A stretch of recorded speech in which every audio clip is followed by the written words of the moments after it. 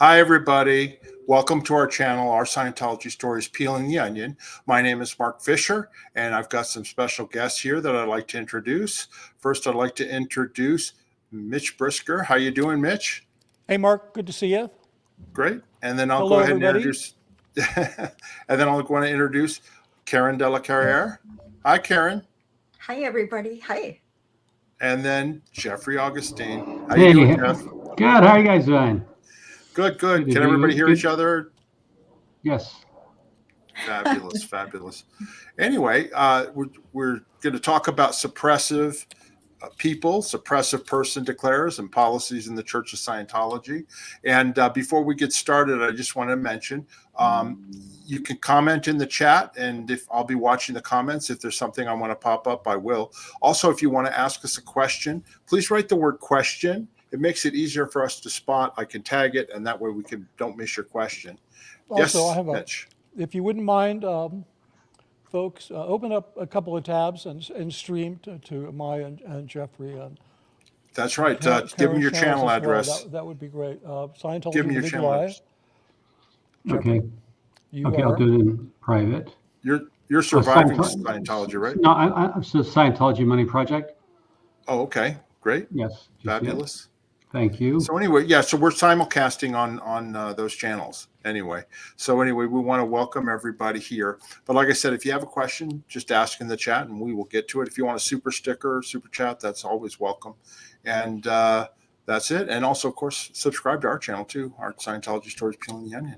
Yeah, So this we is appreciate I have to. This is kind of a special live stream because you usually don't get this many Gen 1 boomers hanging out together at one time. So kind of cool. Yeah, we're all OGs, Yeah. old guard. Yeah, Mark, I OBs. We're I OBs, can't old see the boomers. chat. Can you fix that, Mark?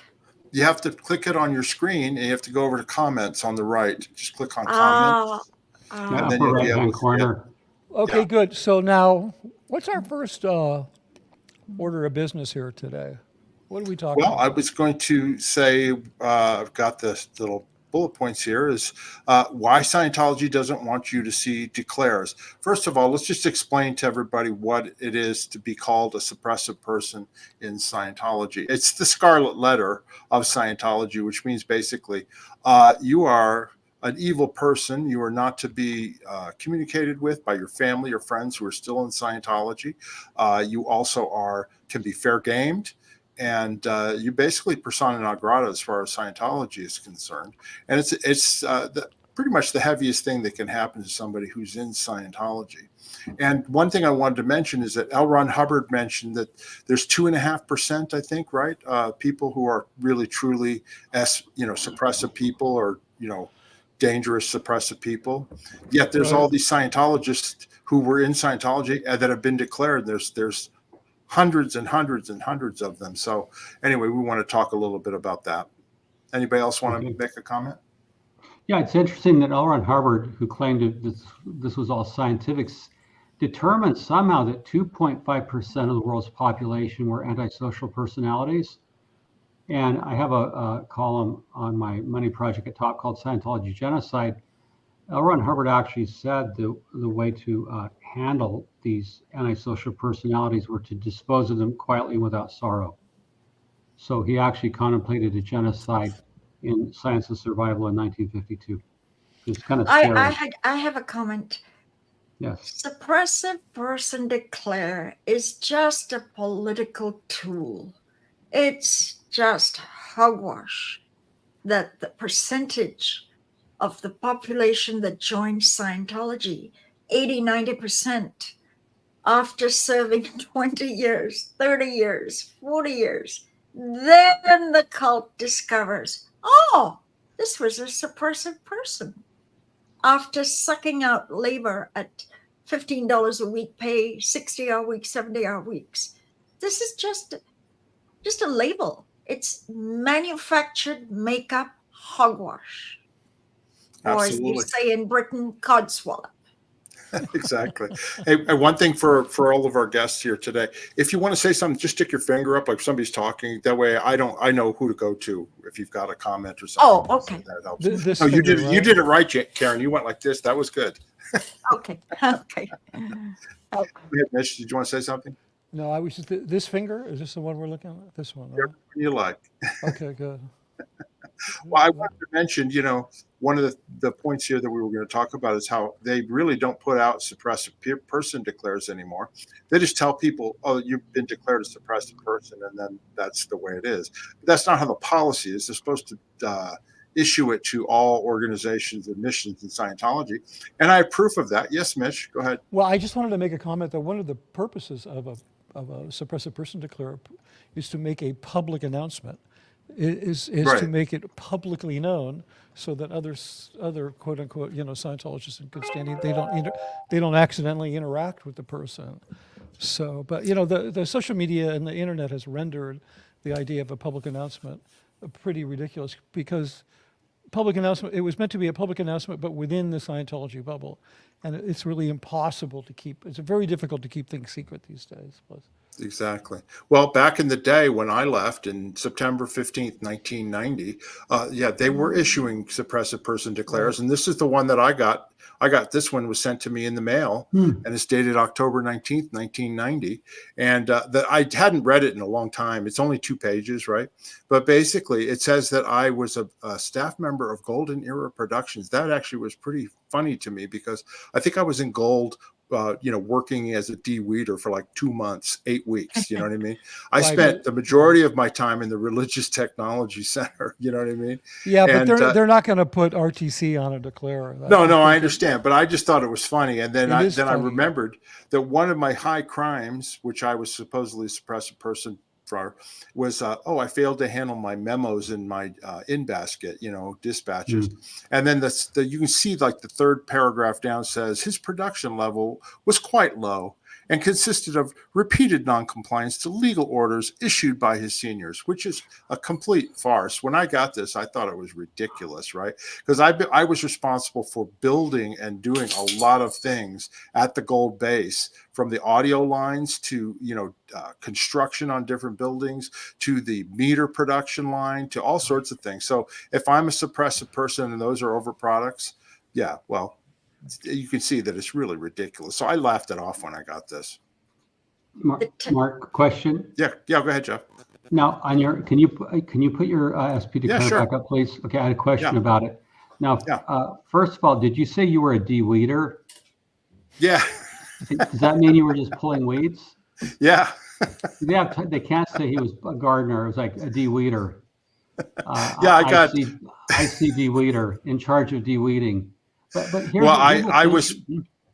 I was made the de-weeder under Joe Canine, who was the former director that Mitch replaced. And the issue that was put out making me the de-weeder said that I was never to be promoted to de-weeder in charge.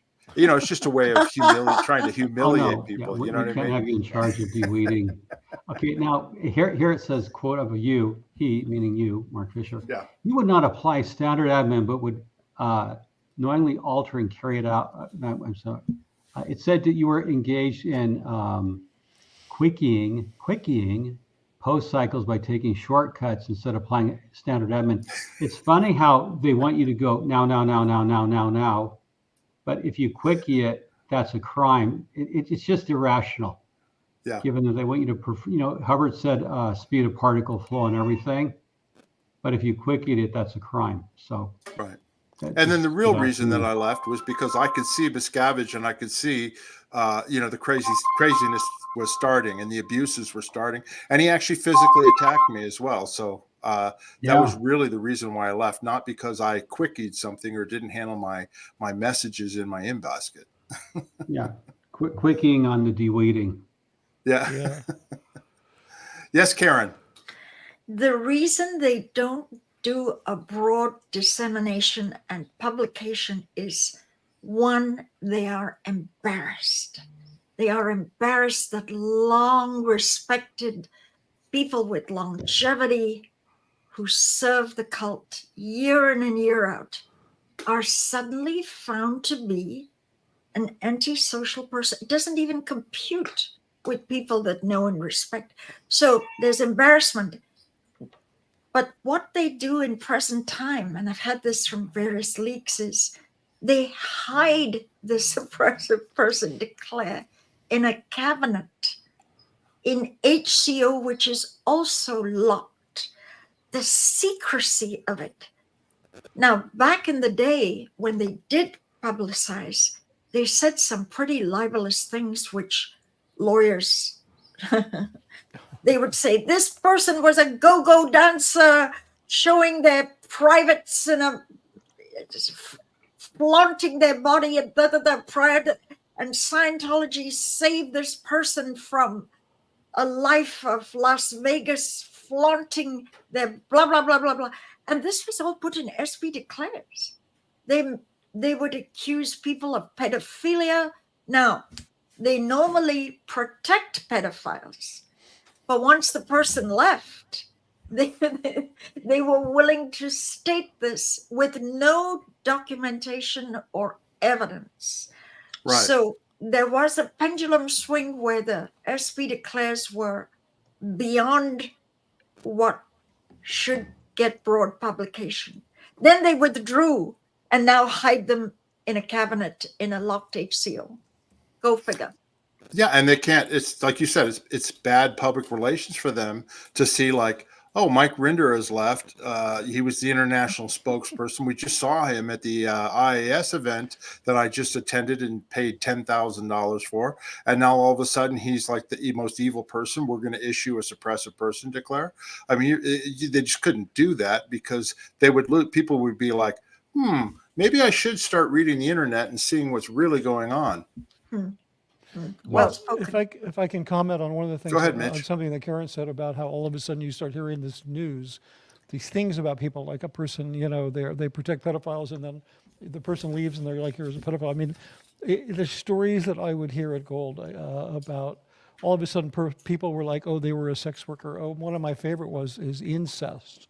That was one of the that was one I heard a number of times. Like, oh, well, we found out that this person had sexual relations with their father. That's why they're not here anymore. So it's just this really outrageous stuff that you hear. Right. Jeez. Right. Okay. Well, I wanted to, next thing it's on the list here. I was going to ask you. It says, Jeff, you're going to tell a story about Mary Gwynn of Oklahoma. Oh, yeah. There's a famous legal case, and it's it's Gwynn versus Church of Christ, Collinsville, Oklahoma. It's on my blog. Let me see if I can get it. But basically, Church of Christ in the 1980s in Oklahoma, Marion Gwynn was a member. She was a single mother, and she had an affair With a married male. He was married. Yeah. Yes, he was married. And so the elders of the Church of Christ told her that she was going to have to go before the congregation and admit to having an affair, which is basically slut shaming, because if you're in the Bible Belt in the 1980s and you admit that you slept with someone, that you're going to be ostracized. You're going to lose your job, right? And she wouldn't do it. So what she did said, no, instead, I'm not going to. I won't. yeah, she's not going to go in front of the congregation and basically say, I slept with a married man. And so this gets interesting, and this is really important. She consulted an attorney because No, wait, Jeff. They said, if you don't confess, we are going to go up on Sunday on the pulpit and we're going to tell the world what you would. They said, you won't do it? We'll do it for you. Plus, they had 3 other little satellite branches. They were going to broadcast it to all their Church of Christ. Go ahead, Jeff. Well, yeah, that came downstream. She wanted to quit, and so yeah, the elders came to her house to harass her, and said, "If you don't do it, we're going to do it for you." So, because of the threat, she went and got an attorney, and here's what the attorney did. This is really important. In America, you have the freedom to join a religion, but you also have the freedom to resign from a religion. Right. And this is the most important legal point. consent belongs to you, the individual. So when you join a church, whether it's Scientology or the Church of Christ or any other church, you give your consent to be governed by their ecclesiastical laws and discipline. Now that puts you under their governance. Now, when you resign from a church, you withdraw your consent because it belongs to you, and you cannot be. They cannot impose their rules on you. So this is important in how to escape the Scientology trap. And this, I'm going to go somewhere with this. And so Marion Gwynn, consultant attorney, he wrote a letter of resignation.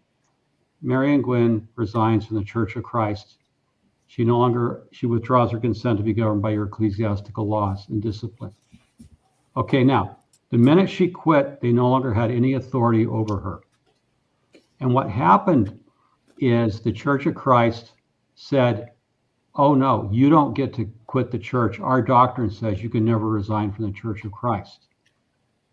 Well, that's where church doctrine ends and U.S. law takes over. So they broadly told 4 congregations that Marion Gwynn had engaged in adultery and she was to be shunned. And so basically, at that point, because she had resigned from the church, she sued them for invasion of privacy and other charges. And this is a famous case, and I'll post the link. It's called Gwynn, Guinn versus Church of Christ, Collinsville. And it was decided by the Oklahoma Supreme Court. They ruled that as long as she was under their governance, they could do anything they wanted. But the minute she resigned, it became a tort. That means a lawsuit. So she won in court. So Megabucks.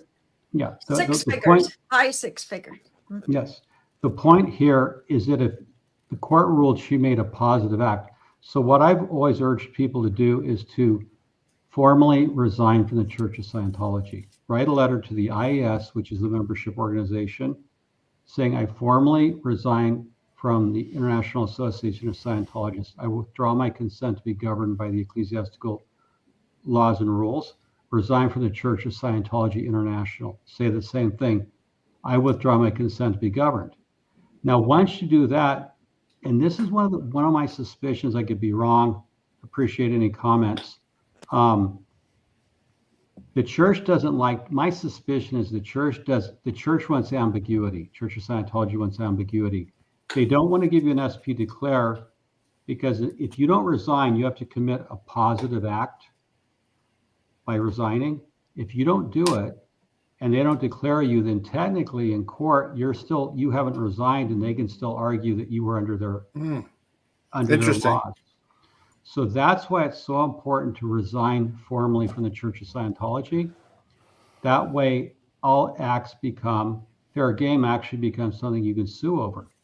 Invasion of privacy, harassment, stalking, because you don't agree to be governed by their rules. So I think one thing the church does when you show up, the first thing they're going to show you the film orientation, Mitch, which you made, right?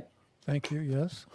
Okay. When you made your orientation film, what went with it was a contract. They make you watch that film, and then you sign a contract saying, I've seen the orientation film, and I agree that Scientology is a religion. Yeah, if I could just make one little comment to back up what you're saying, Jeffrey, is in the actual treatment, orientation wasn't a script, it was a treatment. And then I finished it, and then I kind of finished it with David Miscavige, filled in all the blanks. He very clearly states at the beginning of that treatment that orientation has 2 purposes. The first purpose is to forestall litigation.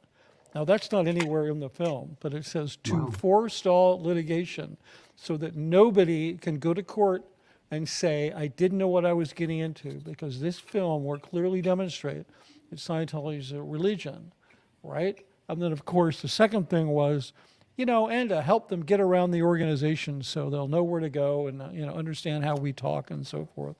But this is an overtly stated on paper that the purpose of this, and of course, then that was the first instance of having to sign a contract, and then of course that turned out not to be enough, so they added, I think, 3 more contracts to it. But Yes. Well, they do. There's 3 more. Mitch, this is one of the most important things that's ever been said on SPTV. is that if you write out an affidavit with an attorney saying that the purpose of the orientation film was to forestall litigation, that shows intent. Yeah, well, Because the Jeffrey, other- I'd saved that information for my book, which will be out in a few weeks, but I thought, but why not share it here? So- Well, Yeah. no, over and aside from your book, I'm saying you should make an affidavit to help us. It's just on file, but that shows intent. So they Oh, want to yeah. drag you behind their First Amendment religious Oh, yeah. protections. And then what they do, Scientology claims it's about freedom, but after you see orientation, then you sign a contract agreeing never to sue them. Right. You or your Right. estate heirs, agents assigned, you will never sue them. You agree Right. to go into binding arbitration.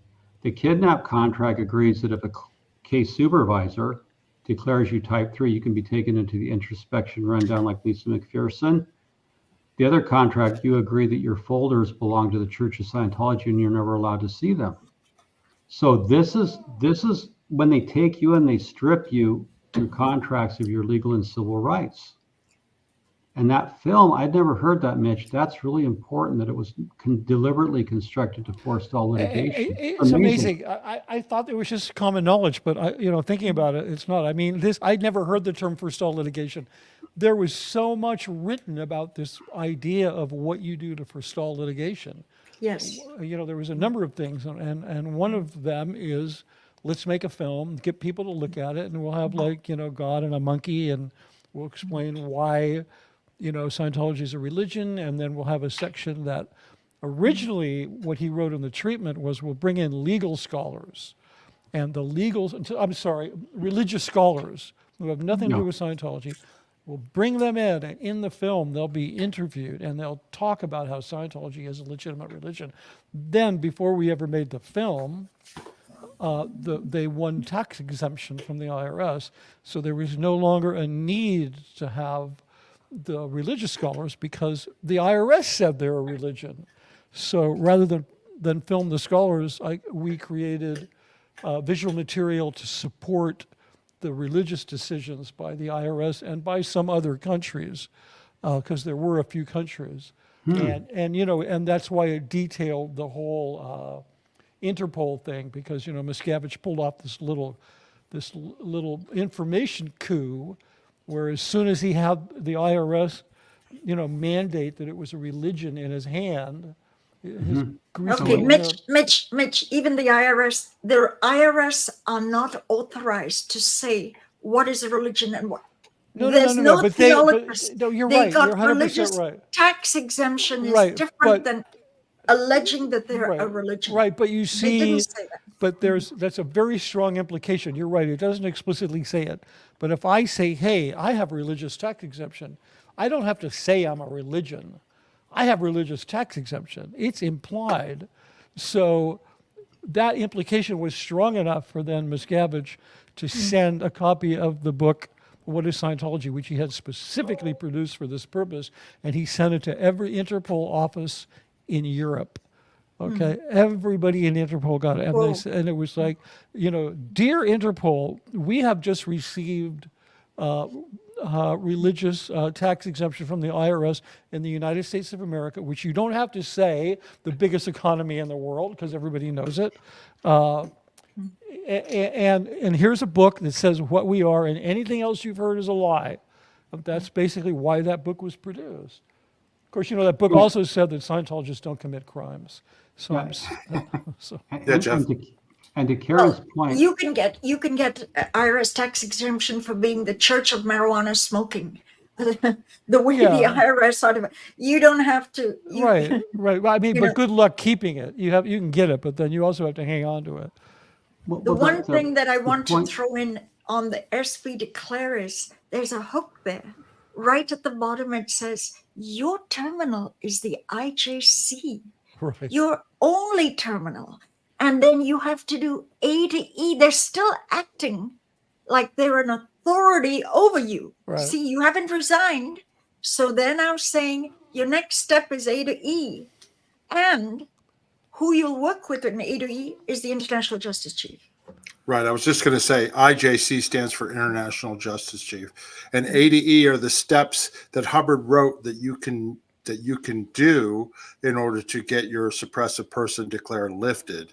And it's a bunch of steps, including paying off debts and a bunch of stuff. But anyway, I wanted to mention one other thing too that somebody commented on here, and it actually came up in 1983 when Hubbard was still in hiding. Right, I was at the Gold Base up at Gilman Hot Springs. Anyway, if an order came down that if anybody blew or left the international base, they were to be declared a suppressive person. Just that was it, right? Yep. Well, a bunch of people did leave, and they were leaving and all that. So he wrote a dispatch saying that he came up with a term which is everybody knows in the Catholic religion called excommunication. Okay, because excommunication is this person here writes this comment here, a name. It's excommunication, which was a death sentence in the old Catholic Church because no good Catholic could help you without risking excommunication themselves. And in the Catholic Church, excommunication means you can no longer take communion. You can, and basically it's their form of punishment. And back in for years and years and years, if you're a true believer in the Catholic religion, you don't want to be excommunicated. Okay. Well, it's the same thing in Scientology. You don't want to be declared a suppressive person.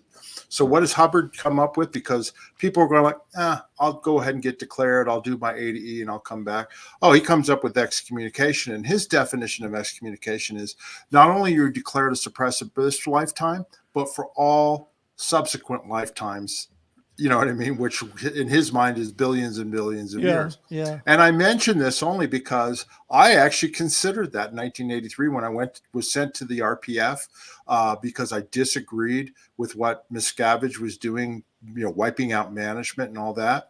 I actually considered, well, maybe I'll just leave and they'll just declare me a suppressive person. But then this excommunication king came out, and because I was a true believer in Scientology, I went, oh, no, I'm not going to do that. You know what I mean? I'd rather stick it out, and that's how crazy the prison of belief is, because I thought, they'll get me forever and I'm not going to do that. So anyway, I wanted to mention that came up later. Yeah, Mark, let me, another comment back to what Karen was saying. IRS tax exemption, they don't say you're a religion. All they determine is that you're organized for religious purposes. Right. A point I've often made is that Jim Jones and the People's Temple had an IRS tax exemption. They were recognized as being organized for religious purposes, even though that led to 900 plus people committing suicide or being murdered in Guyana. The Fred Phelps Westboro Baptist Church, they protested with a sign that said God hates gay people. They used the F word. They were organized for religious purposes. So to make something very clear to Scientology, because they're knuckleheads about this, an IRS tax exemption is not a good housekeeping seal of approval where we think you're a good religion. It makes no comment on the merits of whether a church is evil, as the People's Temple was, or David Koresh's group was, had tax exemption. So all these horrific religious groups can have tax exemption. So it's merely your form of organization. That means you have a form of worship, and you meet a test. So you're right. Scientology tries to say the U.S. government sees us as a religion. No, they only see you as an organization. I want to return back to the idea. I think Scientology wants to keep SP declares off the radar to keep a certain amount of ambiguity, because I've interviewed so many former members who don't know if they're declared or not, have never seen their declares, and I think the church wants it that way. So if they go into court, they'll say they never resigned, we never declared them. If push came to shove, if they ever got past arbitration. So it's an interesting thing. The church likes ambiguity.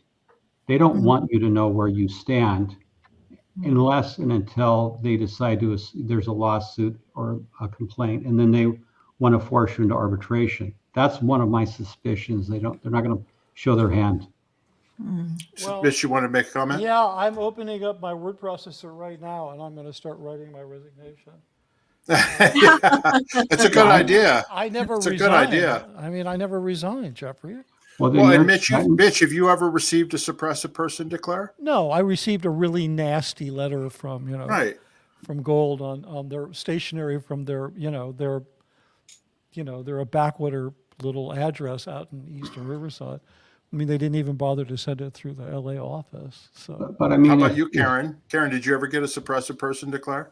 No, and I had to hunt for weeks and months. And I had a guy from the intelligence division of OSA Int who had been a good friend of mine.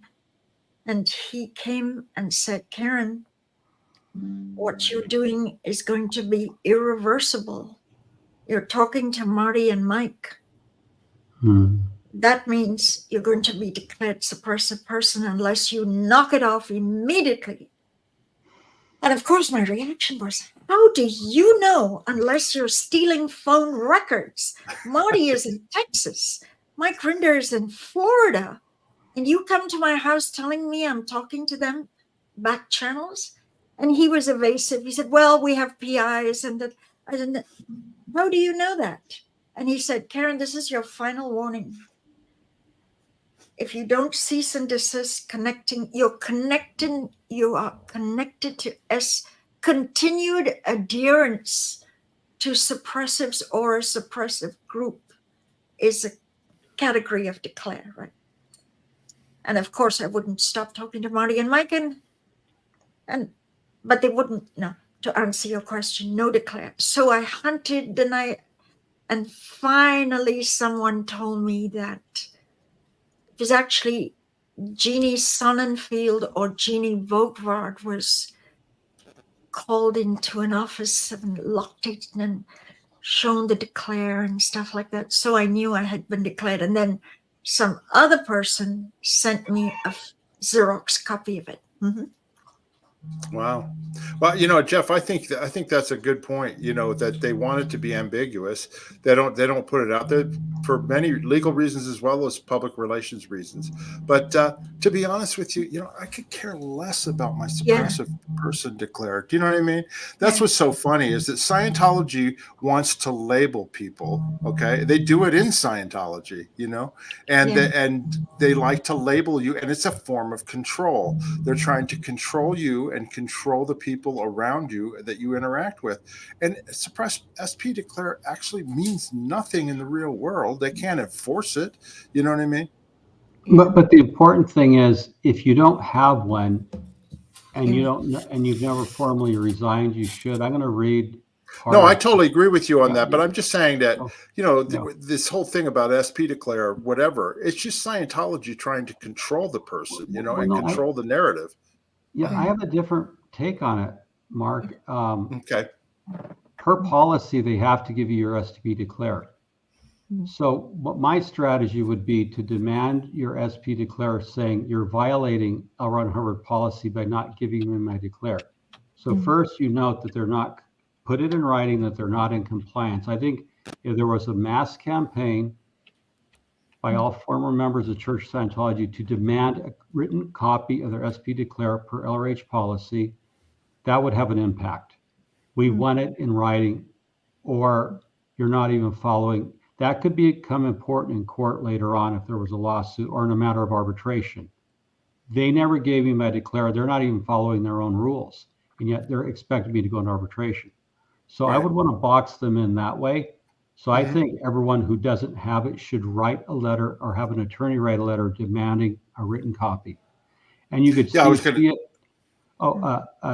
it to the Religious Technology Center and David Miscavige, the purported ecclesiastical leader and chief bedwetter. I'm sorry, I had to get that in.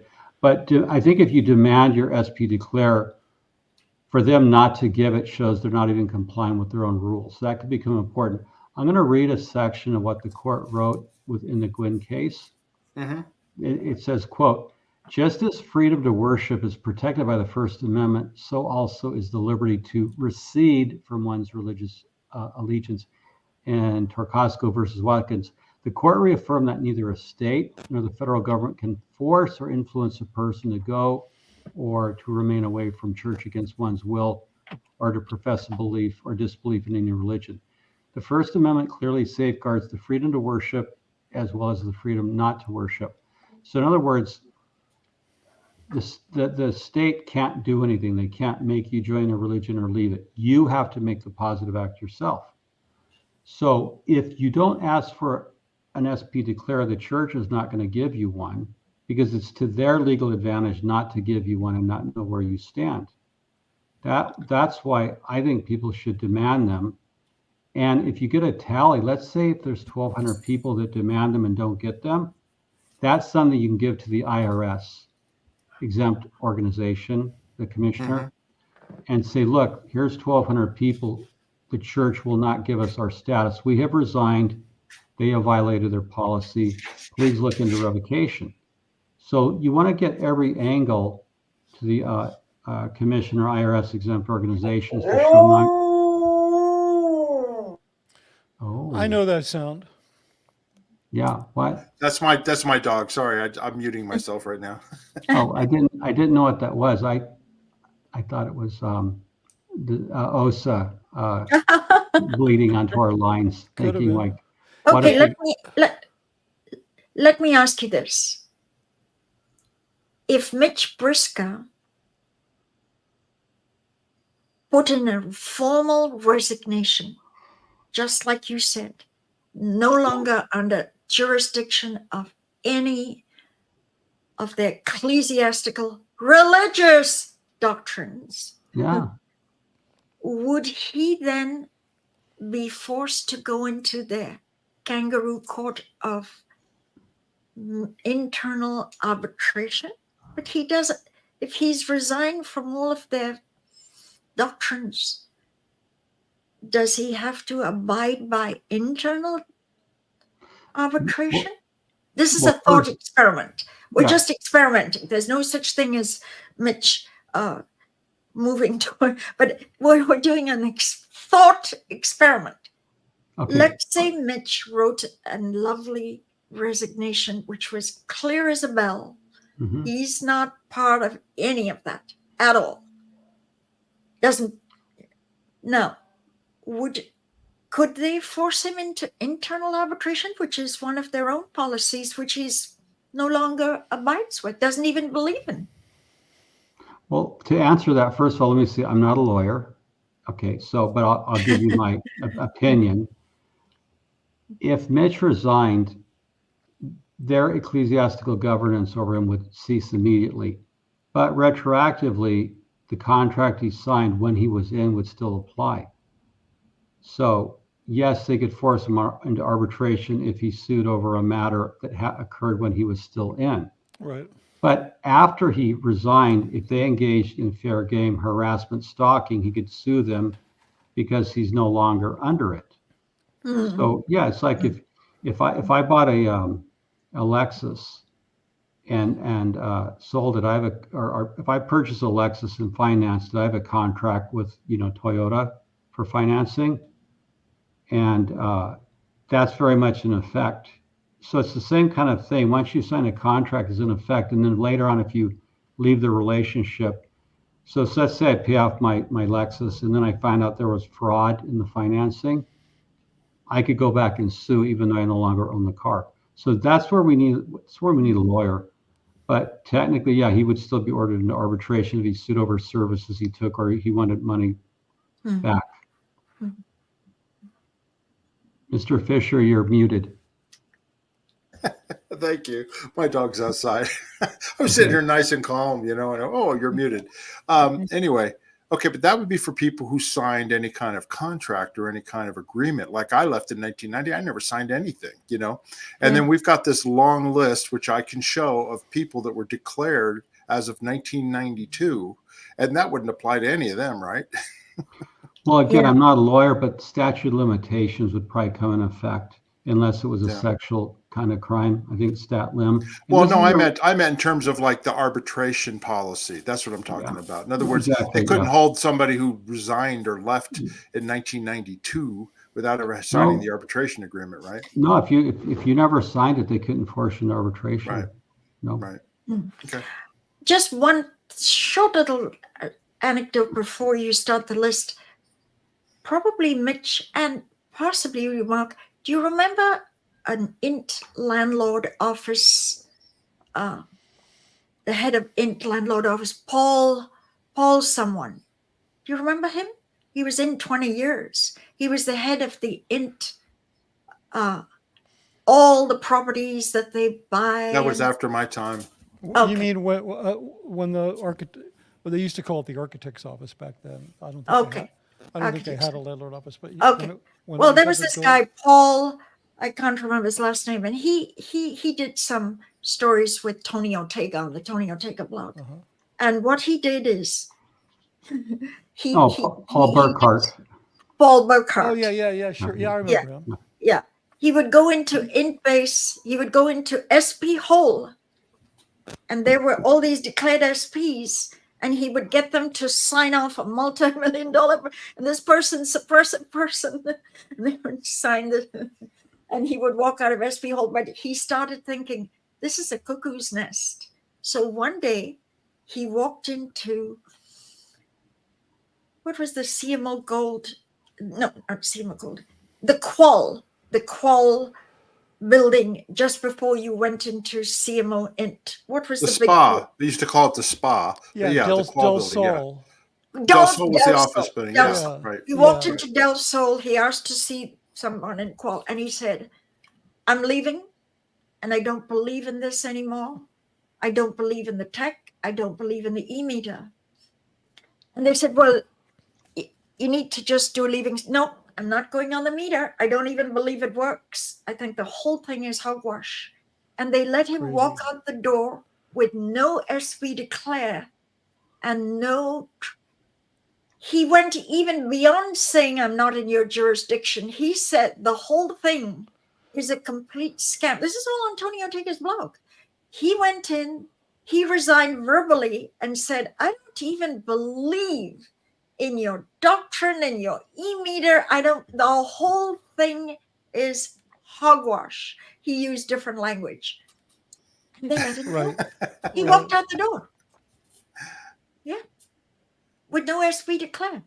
Well, he wouldn't believe the SP declares. He didn't believe in any of it. Right. Crazy. Well, I was going to show a couple of things here, Karen. The first thing is something that you sent to us, and I wanted to show, and that's that I'm going to show this a little out of sequence, right? Okay. This is the list of all the people declared as of 1992, and I'm going to start this up here. Hold on one second here. It's a video. Thank you, Mitch, for putting it together for us. No problem. But basically, Well done, this is a Mitch. list. It's 16 pages long. And Mitch, how long is this video? 20 minutes to scroll? No, the slower one. Yeah, there's 20 minutes. I slowed it. I did it as fast as you could without still being able to read it. I did another one that was 10 minutes long. You couldn't even read it. It's insane. Well, there's hundreds of groups and people that were all declared suppressive people. And this was put out in 1992 to all Scientology organizations and missions. And there are tons of these things. Yeah, this is a purge. So again, Yeah, this is like a Stalinist purge. This is like these are all the people that are being sent off to Siberia to like work in the gulag. It's just like in Russia you heard about in Soviet Union you heard about they sent like millions of people. Well, this is Scientology's version of millions of people. We haven't even gotten to the actual the names of the people yet. Yeah, these are just the groups. I am so glad we have Mitch's talents.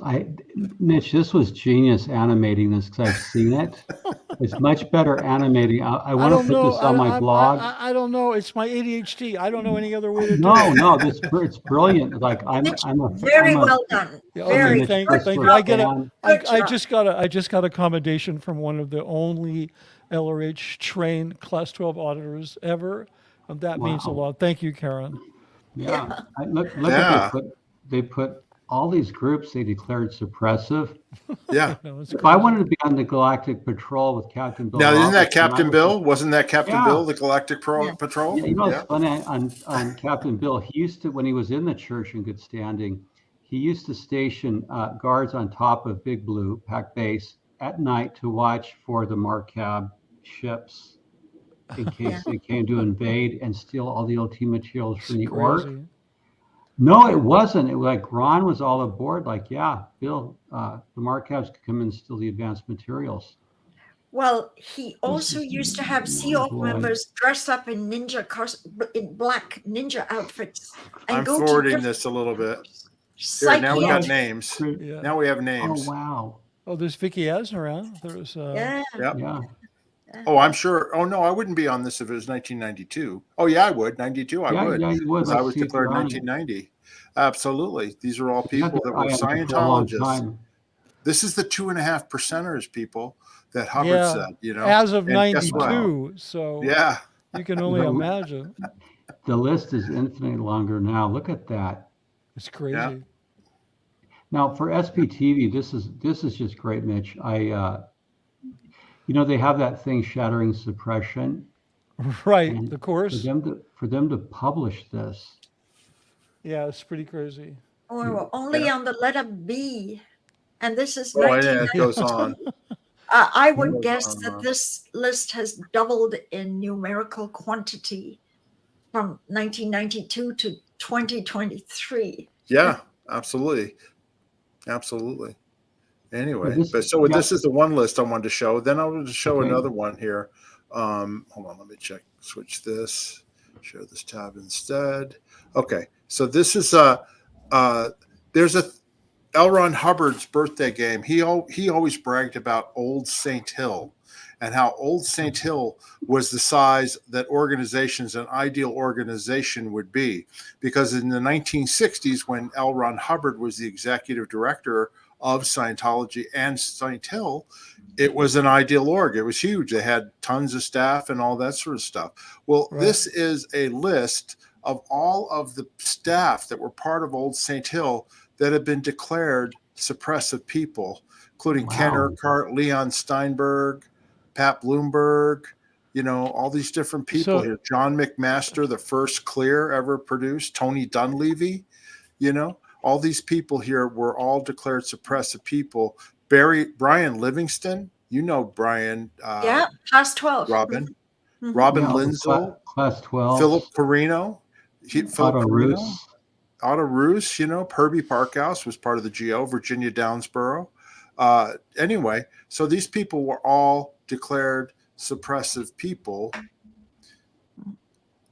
by Yeah, Scientology. it's amazing you know? because every March 13th when they or whatever the date is when they celebrate the birth of Hubbard, they celebrate the birthday game and it's a big deal. I mean, it's like it's one of the biggest events in all of Scientology on the calendar, and essentially people are told, if you can replicate what St. Hill did, then you'll get a big award. If you can replicate their expansion, and essentially it was expansion that was led by a bunch of people who have been declared suppressive.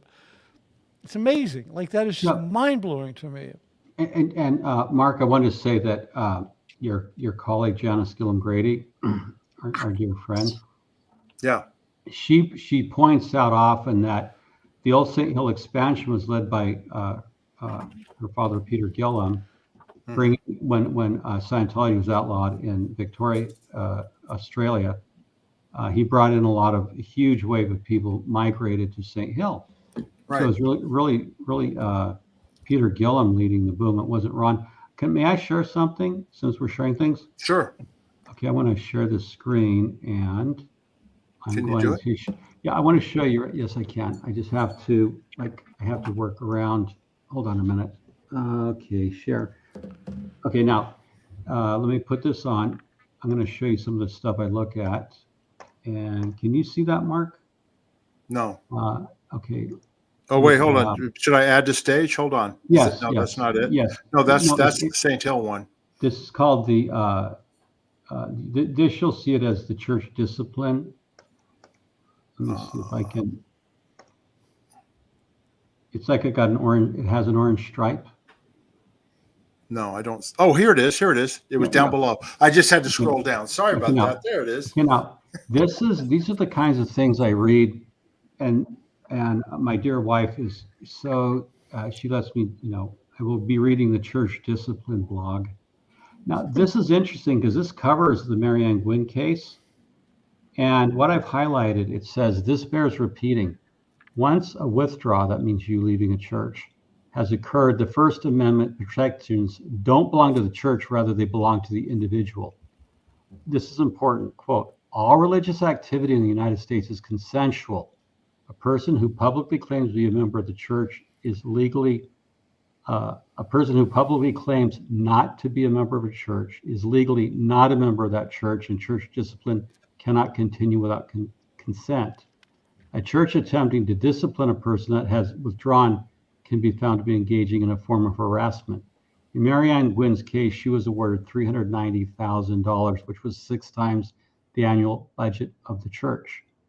So basically, this is, I do a lot of research for my blog. This church discipline blog is really interesting. I'll stop sharing it. And But that's from the case, right? The Mary Gwynn case that you just read from, right? Yes. Yeah, and so any attorneys out there, you want to look at and I'll put it in the show notes link, the Marianne Gwynn versus Church of Christ Collinsville. But the point is, religious activity is consensual. You own the consent, and you agree to participate with the church. Once you leave, it stops. So again, we go back to, whenever Scientology does something legally, they do it on purpose. They didn't forget to give SP declares.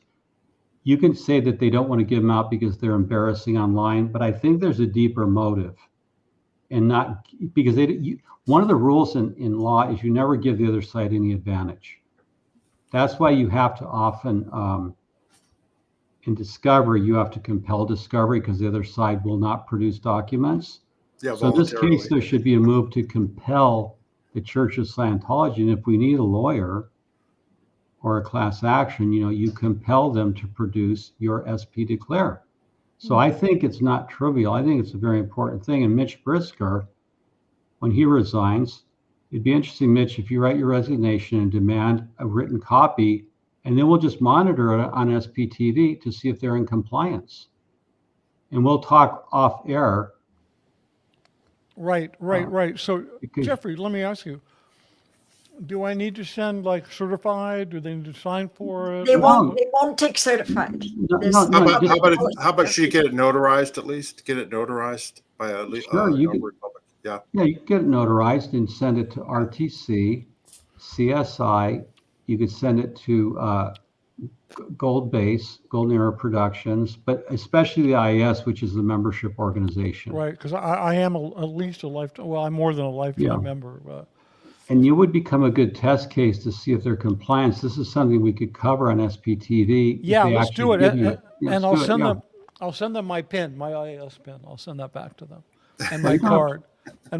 Yeah. I'll send them the card and the pen, and I'll say, here, you can have this back. Well, I would keep that as evidence that you were in at one time. Yeah, that's true. Yeah, I got a question. Yeah. It sounds to me like for this to happen, a lawyer would have to intervene and say to them, one of their lawyers, look, I advise you to stop sending these declares because because basically you're promoting people to be legally recognized as being outside of your purview, and you're going to be you want to have them within your purview. I only say this because I remember I knew Bill Drescher pretty well. I got to know him pretty well because he was, a very important at one time church attorney. Yeah. I'm sure you guys know who he was. He worked for the church for years. He happened to handle my divorce, which is how I got to know him. And he was a very nice guy. He passed away some years ago. And I was talking to Bill one day, and the church used to get really involved, at the retail level, what I call retail Scientology, which is the street level stores, the one where they have organizations, the one where they have the cash registers and the credit card machines, and they take the money, the retail Scientology, right? And they used to get involved, like, if a couple wanted to get a divorce, and it was completely amicable, like both parties were like, we're done, let's do it, no problem. But if one of them put up a fuss, the other one would often go in to see the chaplain. And then very often the chaplain would say, well, you can't file a legal case against another Scientologist. And so they get tangled up in this divorce thing, right? Bill Drescher wrote a policy for them. He said, no more. He said, no more. You can offer them a marriage counseling, which is not intended to keep them together. The purpose of that is to put them in good communication, but you cannot intervene anyway. So I wonder, thinking of that, I wonder, was it like a Bill Drescher kind of guy who was like, you know what, you got to stop sending these declares out, because it seemed to happen pretty suddenly, like all of a sudden, Yeah. you know, right around when Mike and Marty and all those, like none of them got, like Mike's not declared, right? Oh, Mitch, he's I think- And, red. He just doesn't, Yeah. no one has. well, the I like visual- with Mark Hadley. Mark Hadley has a declare from 2006. So it would have been, after that time period. At Yeah, least. but I'm How about saying- Leah? Does Leah, Jeff, do you know if Leah Remini, is she got a declare? I don't know if she has a copy, but I think Mitch is onto something. It's what I suspected a long time. Look, I've worked with enough lawyers. This is something Scientology is good at. You can let SPs have the wrong perception or a misconception, misapprehension. Right. If I were a Scientology lawyer, and I'm not a lawyer, but if I were a cynical lawyer, I would say, let them laugh and say that the church is embarrassed to let SP declares go online. The real fact is I'm not going to say anything because I don't want to issue them because you haven't technically resigned. So technically we can still argue you're under our governance because you haven't performed a positive act of resignation. So in law, ignorance is no excuse. Right. That's why we at SPT are trying to educate you, write a formal resignation, demand to declare. Don't play the lawyer's game because it's easy for the church to let people laugh at them, but they get to keep the power. So it's nothing to them if laughing that they don't publish declares because they're embarrassing. But the real fact is they want the power. So I suspect, Mitch, you're exactly correct. One of the lawyers said, no, just let them have the wrong idea. Because if your enemy is making a mistake, as Napoleon, I believe it said, you don't interrupt them while they're making a mistake. So you let it go on, and it all works in your favor.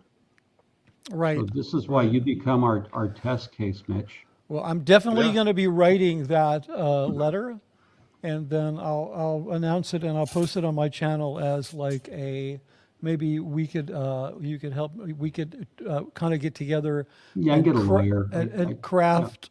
Yeah. And maybe we could craft I should work out crafting lawyer, however I do it. Lawyer is of course the best way. And make this kind of the template that Sure. then anybody could then copy and send it in. Yeah. So, Yeah, Mitch, I think if we created a template letter demanding RSP declare in writing, I could post it on my blog. Everyone could post on their blogs. right. We would call it BPI, right? Isn't that the word? Broad public, or what's it called? Broad public. Issue. Information Yeah. or broad Issue. public It's issue. like Yeah, issue. broad public issue. Yeah. We'd make it a broad public issue. Wow, what And a great idea. Yeah. Hey, Mark, sorry, Jeffrey, go Yeah. ahead. No, I'm just saying that I think this is a project we should engage on. This is the value of SPTV is Oh yeah, no, I'm going to do it. I'm going to do it. Okay. Definitely. But, I and mean, then we'll get the form out widely for other people to use. yeah, I'll just post it. I'll post a link. I'll put it on my whatever. It'll We'll be put it great. everywhere. Hey, so hey, Mark, put your declare Yeah. up real quick. Can you put it up again? I just want Yep. to point something out, just for the people watching who don't know. If you look at the upper left, that's the routing of every document put out by the church or by Hubbard. Every official has what's called a routing, and that says first it gives whatever the reference is, like this is ethics order, blah blah blah, and then it says all orgs, all missions. One of the one of the bits of terminology would BPI, which meant broad public issue, which means it goes to all Scientologists. And SB declares were originally intended to be very broadly distributed. They were originally, the instruction was to post them on the public message board in the organization. And I can tell you, one day I was in the ethics HCO Gold on some business, and I went over to the public message board and I started leafing through all the findings of the ComEvs and I just leafing Kind through. of like the post office with the wanted posters. Yeah, because it's all supposed to be put up there. And, somebody came to get me and they were like, what are you doing? Like, hey, get away from there. Get away from there. Like they put it up because they're supposed to put it up, but they didn't want me looking at it. I got to tell you, that was the last time I saw a declare posted in HCO at Gold. And it was Michael Fairman actually who was the last one that I saw. And that was a long time ago. Oh, his Somebody his made a comment declared- here, Jeff. Somebody made a Yeah. comment here, Jeff. Oh, I did the If you wrong post one. it- No, I did. Yeah, Jeff, if you post it, please make an addendum that us never ends are included in the post. Oh yeah, I'll about put it on my resigning. blog Yeah. so the entire public can see it. And Yeah, we'll we'll put it put- on all other blogs, all hailing frequencies, Yeah, yeah. all starships, planets, universes. Thank you, Um, Mama S. Mr. Fisher, I have something to share. Could you please put it on? It's my blog. Yeah, sure. If you could put that Yeah. up, I want the audience to see this. Yep, hold on. And okay, now this is on the Scientology Money Project. Now look at this picture.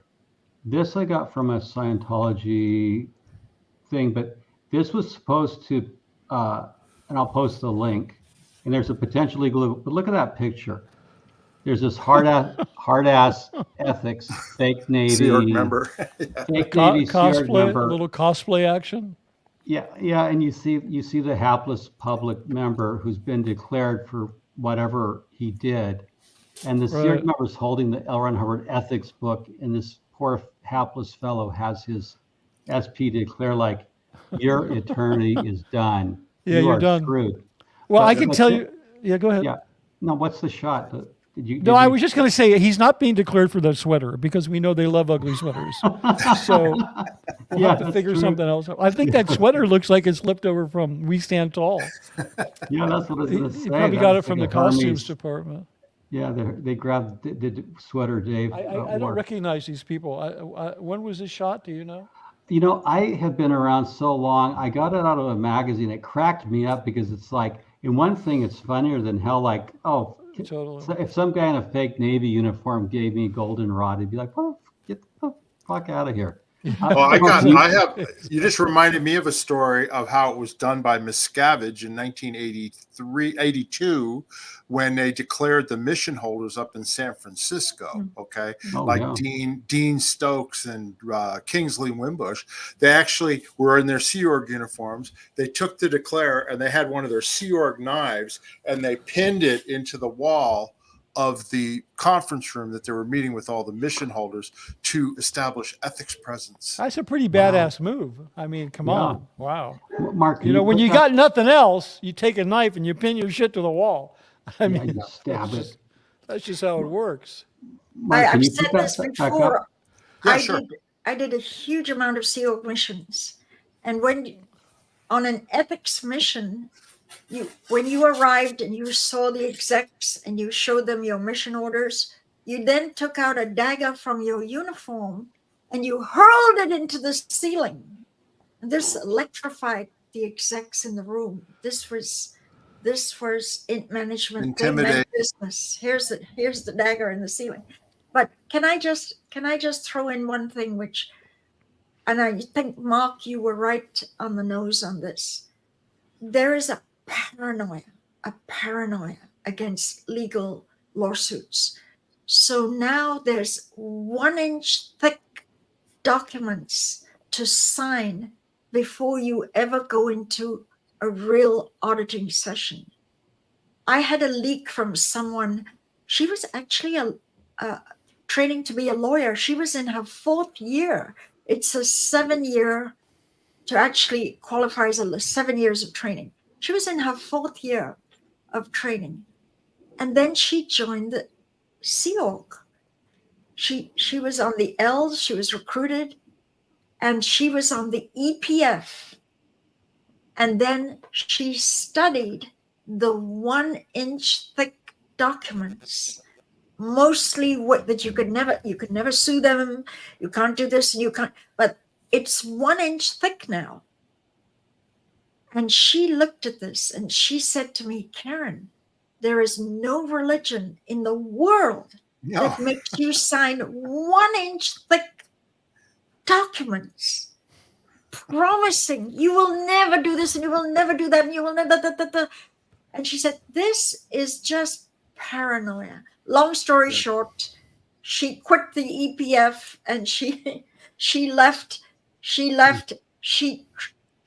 thought, because she left in such a loud manner, that she would get a declare, but she was in training to be a lawyer, and they just totally forget. There was no nothing. There was no, didn't have to pay There was no freeloader for doing those EPF, nothing. She was in training to be a lawyer, all forgiven. Bye-bye. When she left, right? Yeah. She And left. did she continue on as an attorney? Did Oh she yeah, pursue she's that path? fully fledged. Oh, Well, she she's. sounds like the perfect person to help me write this letter. I'll Yeah. see if I can hook you up. Yeah. Uh-huh. Jeff, what Yeah. did you want to point out on this? Well, what's important, and one reason I want to collect as many SP declares as possible is I was researching them. This is a 2021 article, and I got a SP declare. Look, in Google Images, they used to be available, but Scientology's been nuking Google Images. Now, I found an SP declare of Dave Soroka and Nora Kirsten. This language is important, and I want to see if it occurs elsewhere. This is important for the audience. Help me. Any certificates or awards Dave or Nora may have been issued are hereby canceled. Any licenses or agreements that they may have acquired to use any of the trademarks or service marks of Dynex or Scientology are also canceled. And any membership agreements that Dave and or Nora may have signed with any Church of Scientology are also canceled. Now, get this. If we could get SP declares that say membership contracts are canceled, that would void the arbitration provision, in my Right. opinion. Right. So that's why if we can do a massive campaign and we can void arbitration agreements by finding it, because I found this recurring. Anon Sparrow, Bram Mandingo had the same language. So if we can find enough of these and find that you can void arbitration, then that's a way around it. Now, I've collected, Patty Pendas has the same statement, Mike Rogier.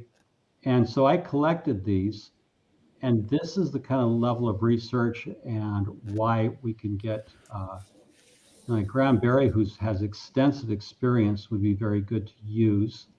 Yeah. He's a solid lawyer. So this is why I think it's important, because we may be able to avoid some arbitration. You can stop sharing that. Let me.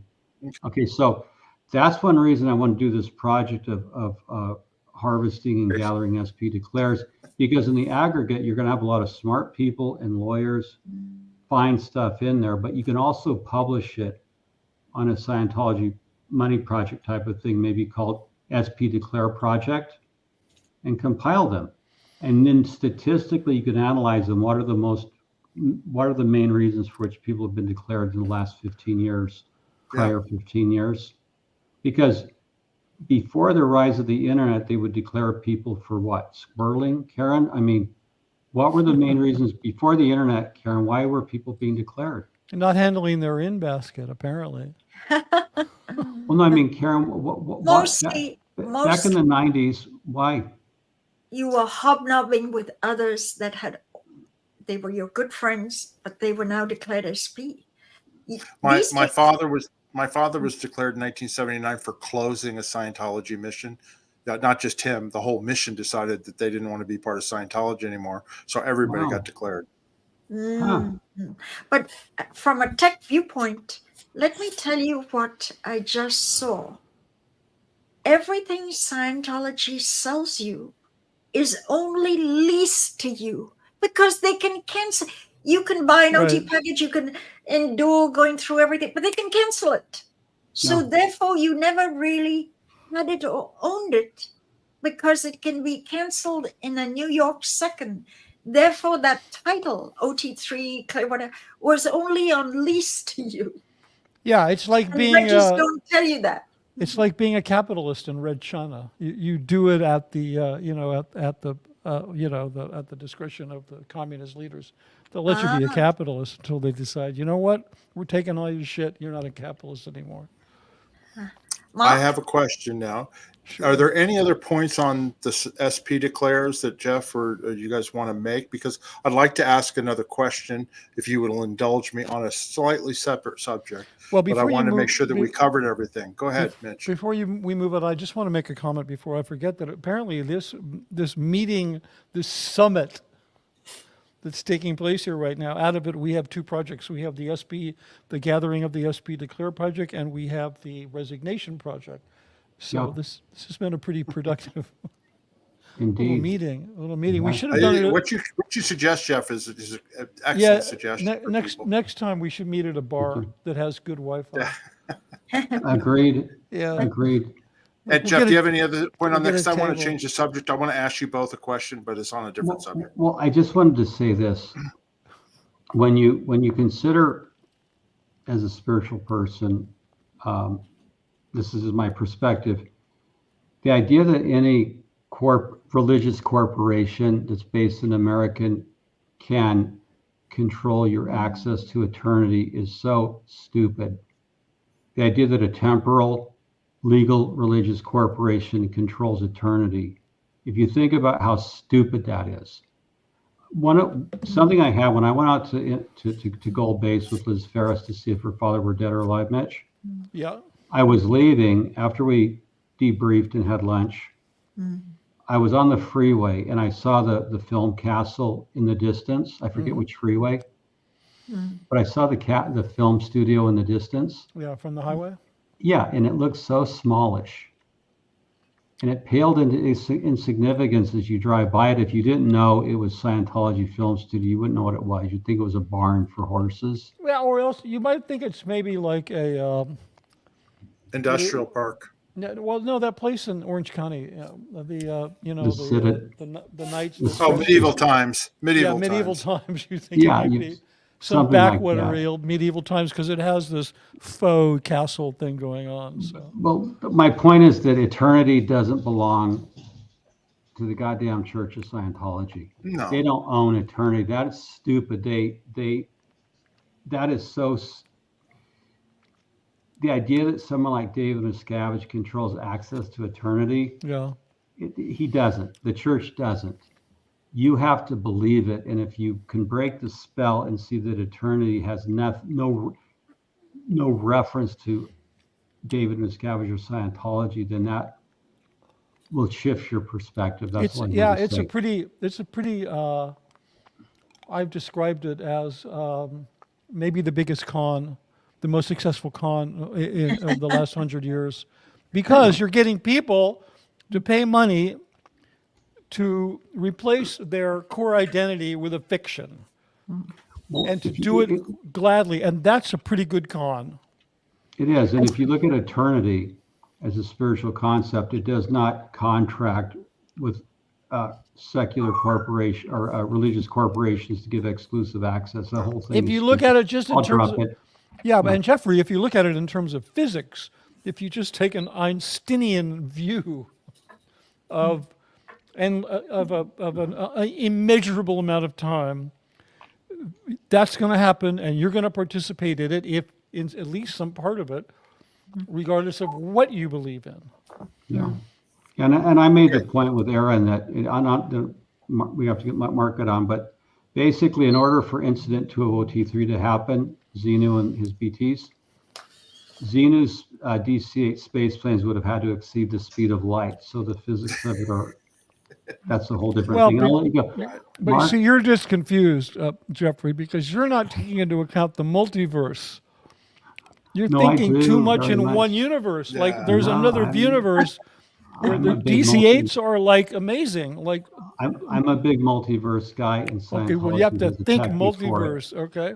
Okay, so anyway. I want to let's ask get you both. I want to ask you all a question. Okay, this is something. Speaking of eternity, all right. I've been Yeah. pontificating and thinking about this lately. I did a video a couple of weeks ago on this. Right, David Miscavige is 63 years old. I've had friends who are in the Sea Organization who have died at the age of 65 and 66, who are in relatively good health. Okay, now And David he's a Miscavige- smoker with asthma. Well, hold on. I'm just Let's gonna not- okay. run it down. All right. Number one, he has asthma.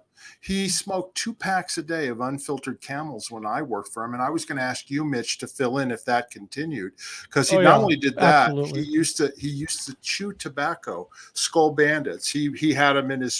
He had a spittoon. This is early in the 80s. Now I don't remember him continuing doing that, but he did it for a That's long disgusting. time. Then he got Oh, into my smoking God. cigars with Tom Cruise right before I left. Right. And then I've heard that he drinks scotch, that Tom DeVox said sometimes a bottle a night. Right. And then also I've heard from Mark Headley that he takes human growth hormone, or he did for a time being. Okay. Yeah, and he also Question, Mike- he also sleeps in one of those bariatric chambers. Oh, I does he? think That was what I was going to ask Really? you. What, Yeah, Michael like Jackson. Michael thing? Jackson? yeah, he's got one of those. But they have two of them at Gold. They bought two of them. They have a Gold, and they use them to treat.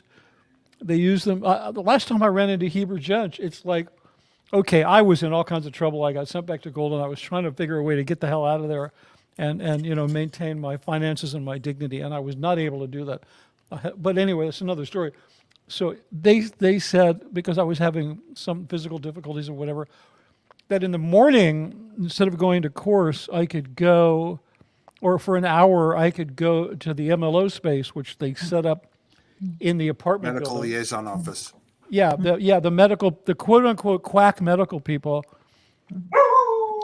Yeah, your dog totally agrees, 100%. So okay, so you can go down. They set up two of these bariatric things in the the apartments, right? The medical people had taken over part of it, and so I could go to. And they kept saying, you should do this. It'll be really good for you. I wouldn't do it because I just didn't like laying in it. But I would go down there and I would lay for an hour. It was just I could get more sleep. I'd go and I'd lay on this thing that was some kind of a magnet, like a pad, and you would just lay on it. And all of this stuff, like it all filters through Miscavige. Like it's all okay with him. It's all stuff that he does. And he probably, the last time I saw Heber, I'll never forget. I loved Heber. He was such a dear man. And I tell the story in my book about when I first met him at Celebrity Center and when he was with the fund. And he always had this sparkle in his eye, and he had this way of greeting you. And he was 80 years old, and he was being helped. He had a walker. He was very feeble. And he was coming into the room that I was in because there was one of these bariatric chambers in there, right?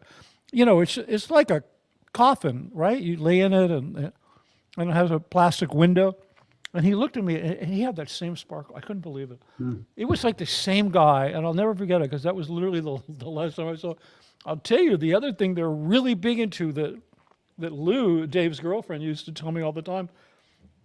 Like, I made a video about this juicer they gave me, right? This very expensive juicer, because he was like worried about my health. So he's really into fresh, cold pressed juicing. So he gave me this very expensive juicer.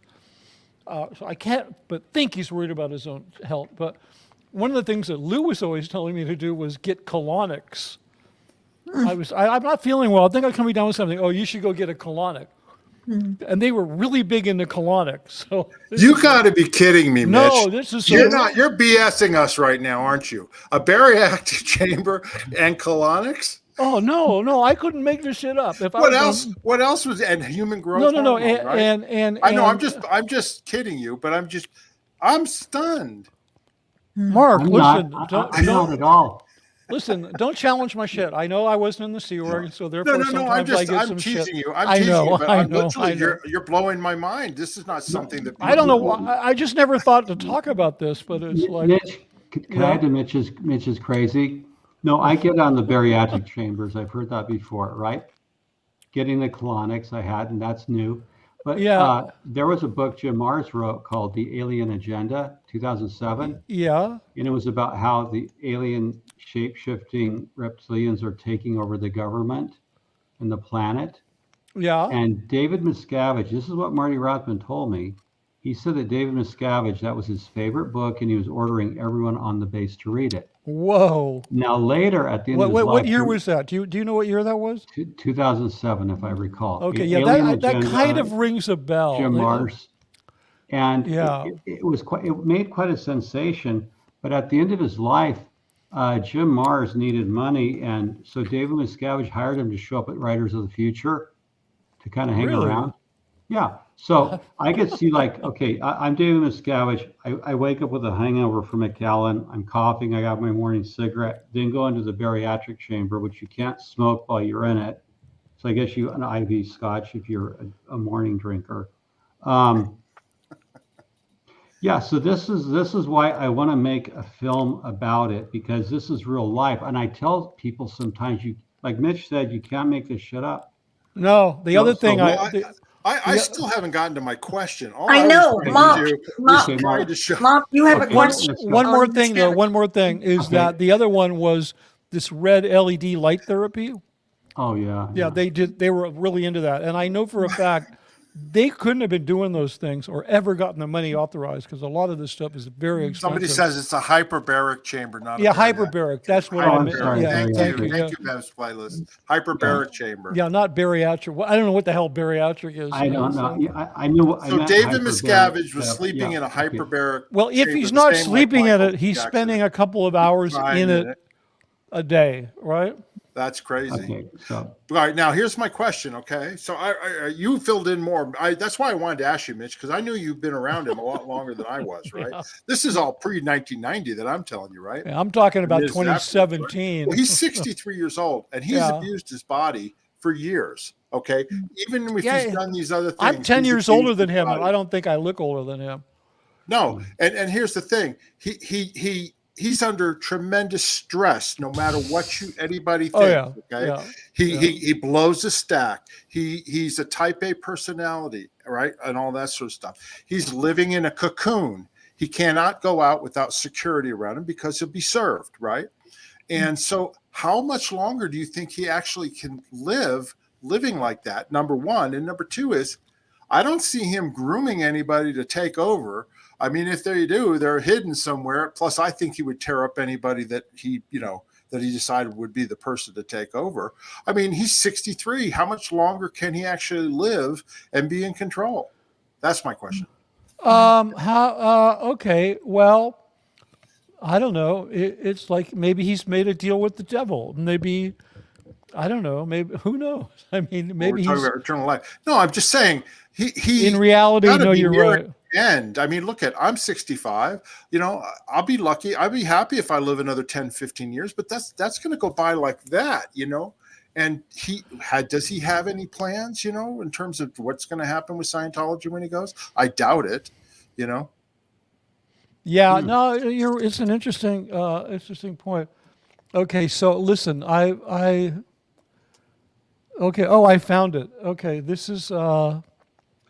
Okay. So here, I want to share something with I you. want to, when you get done, I want to speak to Mark's comment on the longevity of Mr. Miscavige. Okay. This So is do just. I. So do I. I just want to have fun with this for a minute. Okay. So. Oh, this will Janice just take is in the house. Janice So is just in the take a house. second. If you're all seeing this. Janice says, great funny. discussion. DM Yeah, obviously hey- likes mixed practices. Okay. So Oh, can I you got guys a see wicked this? Can you comment. guys see this? No. Okay. Let me see. Hold on. No, I can't. Okay. Can you see it? Oh, now? wait. Here, now I Yeah, can. Hold on. put it on. Okay, Put it on. There you go. Okay, that's the one they have at Gold. They cost $23,000. They have two of them. Wow. They have two of this. It's a hyperbaric chamber. They have two of these, and this is the same one. I'm sure that Miscavige has one in L.A., one in Flag, one on the ship, one everywhere he goes. He probably has one. Mitch, So it says anyway- white glove delivery. What's that? What's Oh, this? I like that. Oh, white glove delivery. Yeah. I like that it's the Vitarus 320. You know what I mean? It's like the 320. We should get the 660. Yeah, exactly. Yeah, because there was three. Yeah, exactly. Anyway, I just wanted to share that with you because That's I amazing. noticed somebody in the chat said that they used these hyperbaric chambers for burn victims and they're not for the general public. But there is a company that they market all kinds of crazy medical devices that don't have to go under the scrutiny of the FDA. And suckers spend money. Mitch, let me Anyway, add, Jeff, when go ahead, when I Jeff. worked, when I was working as a lighting professional, I did work in part of my portfolio with photonics was phototherapy for psoriasis, vitiligo, rosacea skin Right. diseases, and I worked on photoselective signaling and all kinds of stuff. So I know a lot about red light therapy. It doesn't do what it says. I've read the claims. Grant Cardone got into selling it, and I would be glad to talk. He probably sold it to Miscavige. That's how he Probably.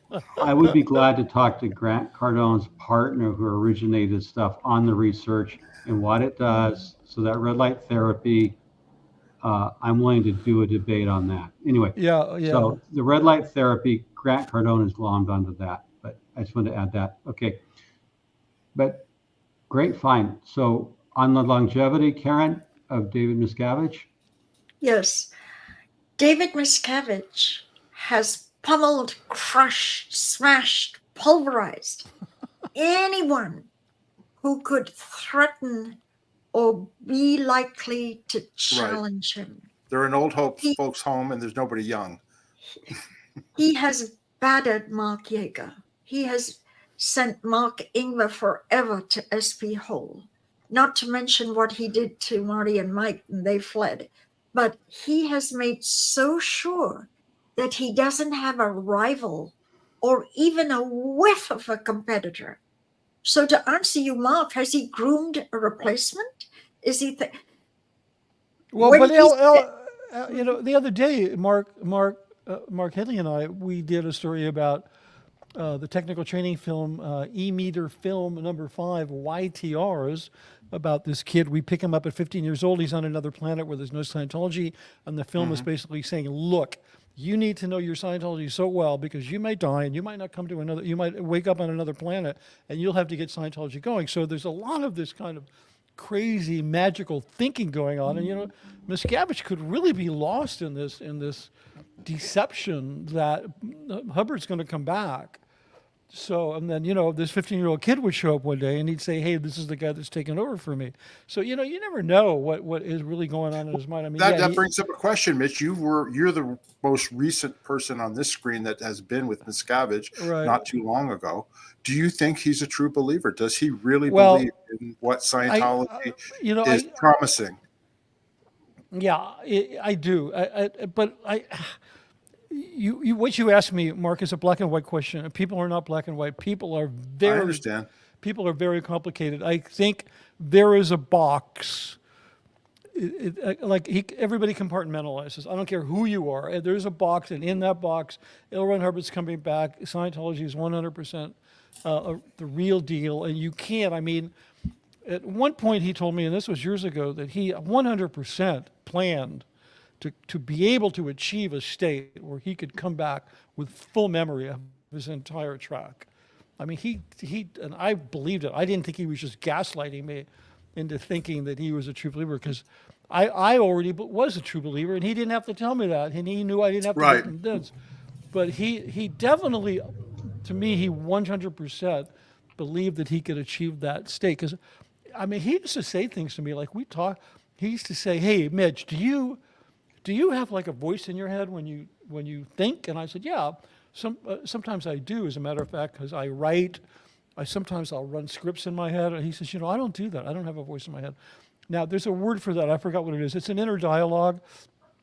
And it's actually, if you talk to a mental health professional, it's not a mark of anything. It means nothing if you have an inner dialogue or if you don't. It's just people have different ways of thinking. But he really thought that his lack of inner dialogue was somehow an indication that he was a very fast thinker. Like he didn't need to be slowed down by language inside of his head. We had a lot of conversations about these kinds of things. So he's a very odd person. So you ask me, and he's also very sociopathic, psychopathic, narcissistic. And I don't mean, you know, the word narcissism today, it's replaced the word conceited. And unfortunately, it gets interchanged with the word conceited. I'm not talking about conceited. I'm talking about truly narcissistic. So you've got a lot going on there. So I think I'm sure he struggles with that. I mean, I think, and I'm going to do more on this later, but I think David Miscavige is like the mini Brigham Young of Scientology, because I think he's trying to establish a fortified position that is unremovable in Clearwater, which is what Brigham Young did. And they both trafficked Europeans illegally. They both messed with the First Amendment. They both tried to shut down, you know, Brigham Young had, you know, sent soldiers in to shut down printing presses. David Miscavige tried to censor the internet. You know, this is kind of out of the cult leader's playbook, but that's why I don't think he cares that the orgs are empty. I don't think he cares right now if Scientology is a real thing or not. I think what he cares about is what Brigham Young cared about, which was establishing such a fortified, you know, beachhead that it can never be taken away. And, you know, he did. Salt Lake City, the state of Utah. I mean, the crimes that they committed to pull that off. and they were being shot on sight. Scientology has it easy compared to the Mormons, and I think Miscavige, he thinks about Brigham Young. He thinks about that narrative about how the Mormons got Interesting. established. Yeah, because he said enough things to me over the years, not the least of which was sending us to BYU to check out BYU TV before we opened S&P. Wow. So we could go hang out with the Mormons for a day. However, Karen. auditing is a central doctrine. And Right. for all reports, David Miscavige has not gone into Scientology doctrine sessions in 20, 30 years. Yeah, He has that's- Ray Midoff right under his thumb. Yeah. And Ray did Hubbard before he died. Yeah. So he's My- considered top notch. Yeah, It's no, you're right, hard Karen. for me to really believe that It's a- he's a true Yeah, believer. My you're right. theory- It's Yeah. very problematic. What you're saying is very problematic because 100% true. How could he be a true believer? But I think he's so unbelievably sociopathic narcissist that he believes that he's risen above it, and that he's not a Sea Org member, but he controls the Sea Org, but he's not in the Sea Org. He's not My assigned. theory, Yeah. my theory, Mitch, is that he's going down the path of Hubbard. Okay, he's in hiding, just like Hubbard, except he's in palatial hiding, but he's in hiding. He can't go anywhere without security. He's under attack, rightfully so, with the lawsuits. If there's a grand jury that's really investigating obstruction of justice and other charges, Right. he may skip the country. I guarantee he's got money overseas somewhere, Yeah, and he I has guarantee resources he's for already sure. researched countries that have non-extradition treaties, because I know he's in it for himself. Number one, he's more important than anything else. That's my opinion. This is all my opinion, but I think he's going to die alone. He doesn't have his wife. He doesn't really have real friends, and he's just gonna get crushed. The walls will close in to the point where he's just gone. He'll have a heart Mark, I attack agree or with some you. kind of medical breakdown. Yeah, I 100% agree with you. I absolutely agree with that. One thing I just want to add before we turn it over to Jeffrey, Yeah. because of his outbursts, and I've seen them enough to know what he's capable of, although I am by far the most, the most frequent observer of that stuff, but I've definitely seen enough.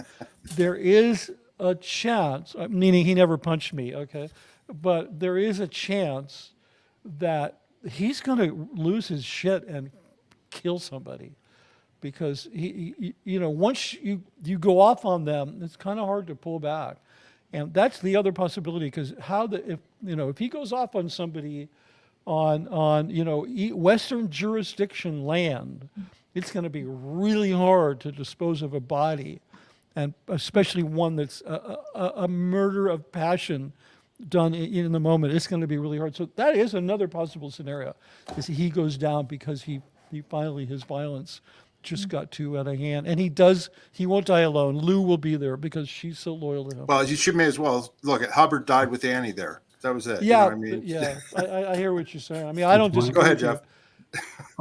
I've always said that Miscavige will die like Hubbard in his own version of a medicated bluebird paradise, Yeah. and whatever that is altogether.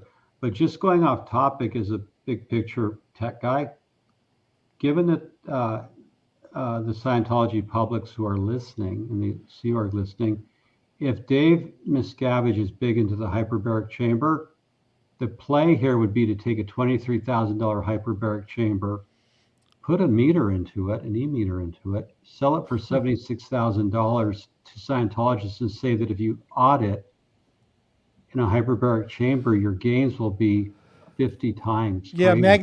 magnified. Yeah.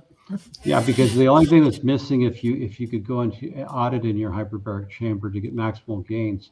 But Yeah. seriously, Mitch, what you're relating, Miscavige talking about the alien agenda, that's his favorite book, hyperbaric chamber. That shows he's doing some life extension research. I suspect if he's really into it, he's getting stem cell HGH. injections. Yeah, Yeah, could stem be. cell Could be. injections are the big thing. And Well, remember they had, what's his name, the Scientologist, stem yeah, cell guy. What's his name?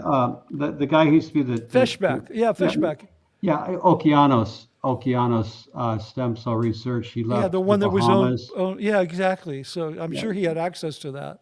Well, he did, and then he left the Bahamas. He sold that under really murky conditions. So there was $12 million in dirty Iraqi money that went into Okeanos, and he opened a new stem cell place. Is in there clean Iraqi money? Texas. I'm just asking. So, No, not that I know, but I'm just saying that, yeah, he's probably looking at life extension technologies. yeah. And so Why? I think, Why? If he's miserable, if he feels haunted, if he feels pursued, if he feels all these SPs, can't trust anyone. Well, Everyone is out to because get him. He because wants power. he wants to. He thinks he's important. Yeah, because Hubbard wanted to permanently carve his name into history, and Miscavige wants to create that beachhead. He wants to create that permanent beachhead where Scientology will never go away, and he'll You know, be Mitch, remembered. next thing I'm expecting you to tell me is that he wants to freeze his head in a cryogenic chamber like Ted I Williams did. never heard about that. I never heard about And he wants to that. put it in the CST and have it in each one of the different vaults. Yeah, exactly. that would exactly. make sense, actually, Yeah. Mark. Yeah. There might be a preserve- cryo chamber in one of those. Who knows? I probably right.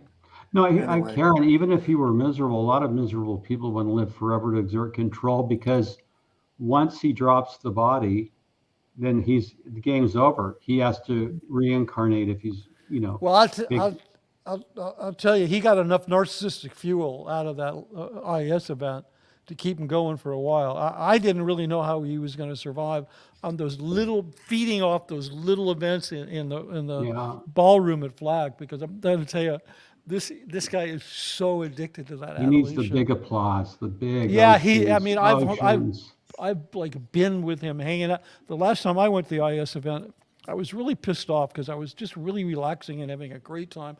And I had work to do. I was also working on these scripts in the Narconon program.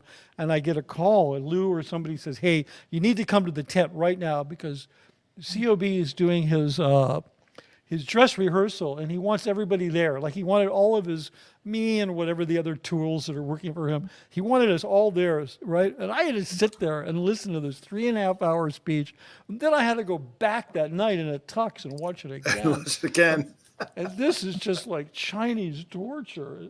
Mitch, you're so ungrateful for the privilege you had. I'm That's probably what not. he's I'm really thinking. not. The good parts of it, I'm very grateful for.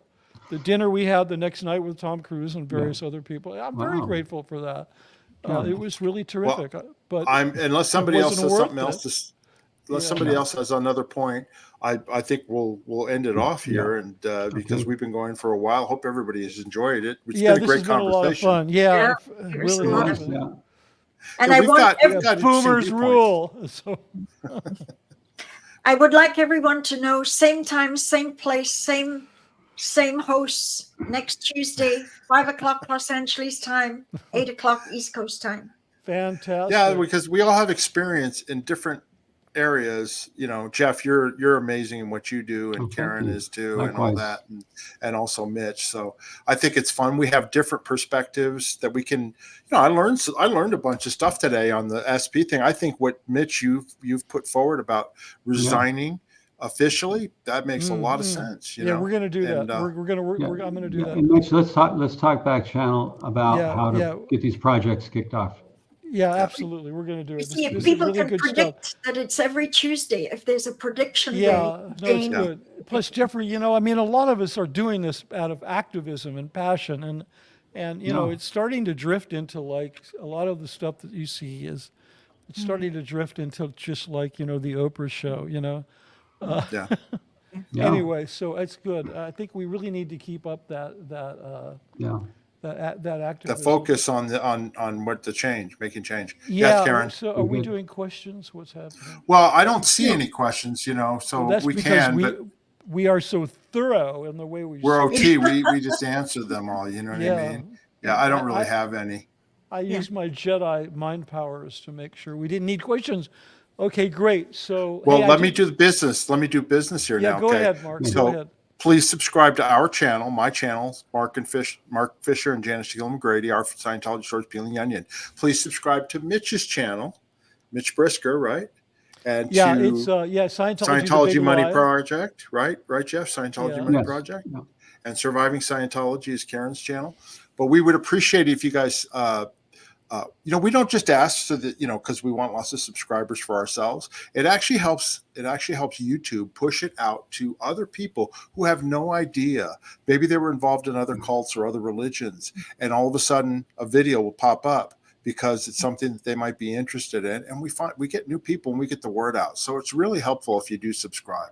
So that's number one. I also wanted to mention too, if you have questions that we didn't, or if you're watching this on replay and you have questions, ask in the comment section down below. I check the comments all the time and the questions. So please ask. And that's the business that I have. Does anybody have anything else they want to say? Just one other quick thing, just a little self-serving promotion. I'll be back on at 8 on my channel with Sterling. We're going to talk about a very interesting subject, and so hopefully you guys will go grab a bite to eat and come back and watch that. I will. I'm going to jump in my hyperbaric chamber.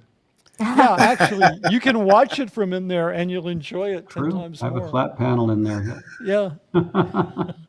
Anyway, I'm going to end off here, but stay in everybody don't hang up yet, because after we're done with the end of screen, no just so problem. we can talk off screen. Great. Okay. Great. Anyway, we want to thank everybody for watching, and until next time, bye. Yeah, I love you all.